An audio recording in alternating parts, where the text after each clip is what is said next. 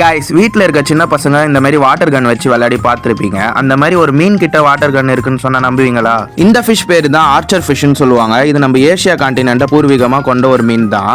இது கிட்ட இருக்க இந்த ஸ்பெஷல் திறமையை வச்சு தண்ணிக்கு மேலே இருக்க பூச்செல்லாம் தாக்கி ஈஸியாக சாப்பிட்டுடும். பொதுவாக மற்ற மீன்களுக்கெல்லாம் பார்த்தீங்கன்னா தண்ணிக்குள்ளே தான் கண்ணு நல்லா தெரியும், தண்ணிக்கு மேலே சரியாக தெரியாது. ஆனால் இந்த மீனுக்கு பார்த்தீங்கன்னா தண்ணிக்கு மேலேயும் நல்லாவே கண்ணு தெரியும்.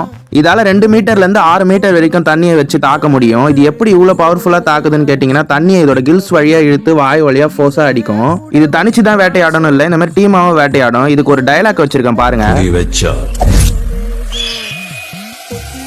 இப்படி ஒரு டிஃப்ரெண்டான மீனை உங்களால அக்வாரியம்ல வளர்க்க முடியும்னு சொன்னா நம்புவீங்களா? உங்களுக்கு எக்ஸாட்டிக் ஃபிஷஸ் வளர்க்கறது பிடிக்கும்னா இந்த மீனையும் நீங்க சூஸ் பண்ணி வளர்க்கலாம். நம்ம இந்தியன் அக்வாரியம்ஸ்ல அவைலபிளா இருக்கு.